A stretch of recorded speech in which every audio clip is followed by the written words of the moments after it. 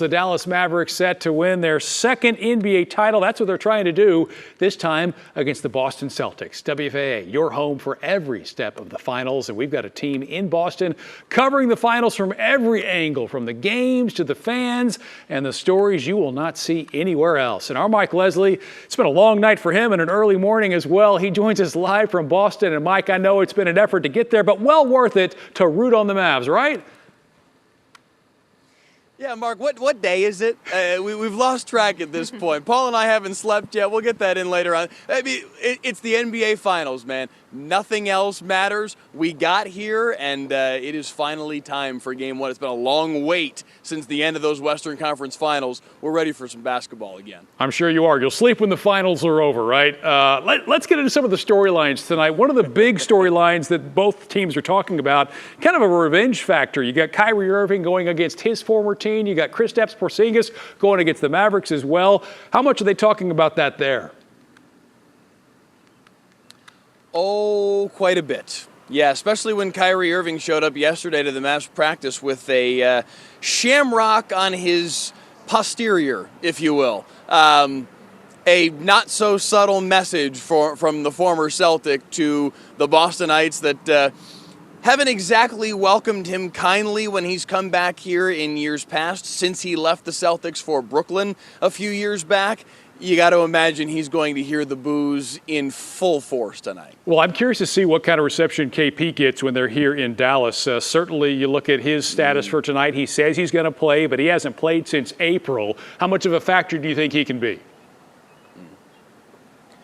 I mean, when you've been off for that long, it's really hard to say. I mean, he's the only one who really knows how he's feeling going into this Game 1.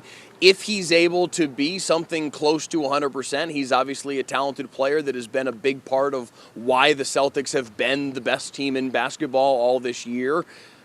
But again, it is a total toss-up whether or not he is actually that healthy, or if he's just healthy enough to say, all right, I'm going to give it a go and see what kind of impact I can make. I know the Mavs are underdogs in this one. The odds makers are favoring Boston. They lost both of their matchups against the Celtics this year. Do you put any stock into that, or is this anybody's finals? I do think it's anybody's finals. I mean, the second time they met, Boston won big, and that was this current Mavs team. Post-trade deadline, lineup really starting to come into focus. The defense was playing well. So by that point, the Mavs had kind of become the Mavs that they are now. So that one feels a little bit more of a realistic semi-litmus test, but it's such a small sample size, I don't know how much credence you can really put in that. The game earlier this year, the first time these two teams met, I don't think you can put a whole lot of stock in because that was a very different Mavs team. I do think this is anybody's finals.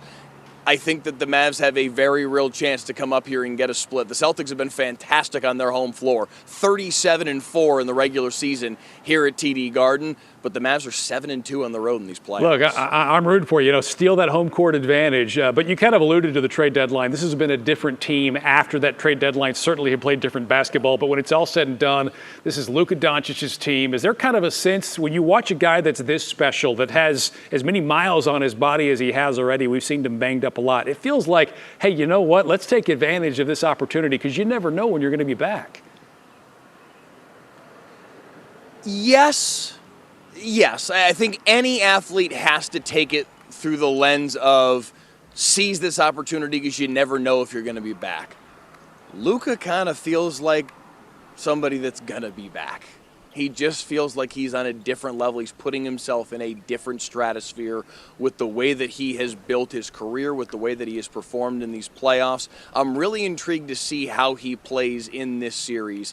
I expect it to be at an optimum level. You mentioned how banged up he's been through these playoffs. He didn't have a whole lot of time off between the series against the Thunder and the West Finals against Minnesota, and yet still came out and played fantastic like he was healthy against Minnesota.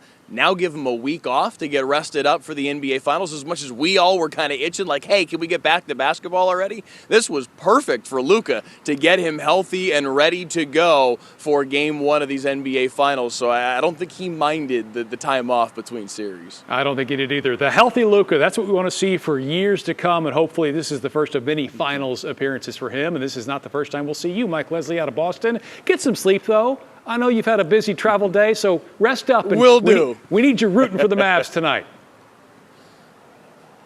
All right, thanks to Mike for that. And, of course, we'll have more team coverage over the next hour or so. Sean Giggy is live in Dallas. We'll catch up with him in about 20 minutes. And you'll never guess where we'll be at 6:30. Meanwhile, before tonight's game, WFAA hosting a pregame show. You definitely want to tune in for that. We'll look at the matchups and the expectations heading into Game 1, along with expert analysis from some very special guests as well. Our pregame begins immediately after WFAA News at 6. Then stay tuned for Game 1, followed by the postgame reaction right here on WFAA News at 10.